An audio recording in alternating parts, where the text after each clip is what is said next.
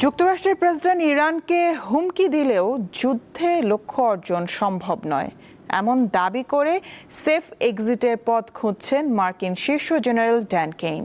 অন্যদিকে ওমানের সঙ্গে চুক্তি হলেও যুক্তরাষ্ট্র সব শর্ত মেনে না নিলে হরমুজ প্রণালী পুনরায় খুলবে না বলে সাফ জানিয়ে দিয়েছে ইরানের বিপ্লবী গার্ড বাহিনী আইআরজিসি। এমনকি কোনো হুমকি ও শক্তির কাছে মাথা নত না করারও বার্তা দিয়েছেন ইরানের প্রেসিডেন্ট। যুদ্ধ কূটনীতি কোনো কিছুতেই ইরানকে বাগে আনতে পারছে না যুক্তরাষ্ট্র। ওয়াশিংটনের হামলার জবাবে পাল্টা হামলা, হুঁশিয়ারির জবাবে পাল্টা হুঁশিয়ারি দিচ্ছে তেহরান। বিশ্বের জ্বালানি সরবরাহের গুরুত্বপূর্ণ নৌরুট হরমুজ প্রণালী খুলে দেয়া নিয়ে ওয়াশিংটন তেহরানের উত্তেজনা এখন তুঙ্গে। শিগগিরই হরমুজ প্রণালী খোলার ব্যাপারে চুক্তি না হলে ইরানে ফের হামলার হুমকি দিয়ে রেখেছেন যুক্তরাষ্ট্রের প্রেসিডেন্ট ডোনাল্ড ট্রাম্প।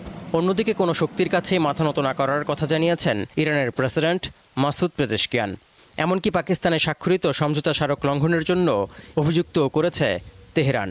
শুধু তাই নয়, হরমুজ প্রণালীর নতুন রুট নিয়ে ওমানের সঙ্গে চুক্তি হলেও যুক্তরাষ্ট্র সব শর্ত মেনে না নিলে কিছুতেই এই নৌ রুটটি যুদ্ধের আগের অবস্থায় ফিরবে না বলে সাফ জানিয়ে দিয়েছে আইআরজিসি।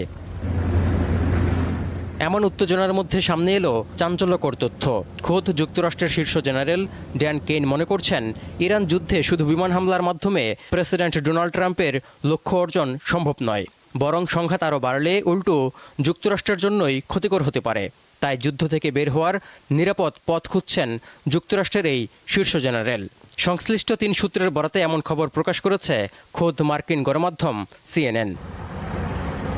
এর আগে সিএনএনের আরেক খবরে বলা হয়, অস্ত্র সংকটে আপাতত ইরানে হামলা বন্ধ রেখেছে যুক্তরাষ্ট্র।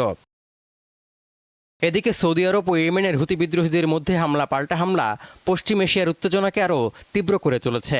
এমন উত্তপ্ত পরিস্থিতির মধ্যে শুক্রবার তুরস্ক, পাকিস্তান ও সৌদি আরবের মধ্যে হওয়া মক্কা প্রতিরক্ষা চুক্তি নতুন করে আলোচনা সমালোচনার জন্ম দিয়েছে। তৌহিদুর রহমান, দীপ্ত, বার্তা কক্ষ।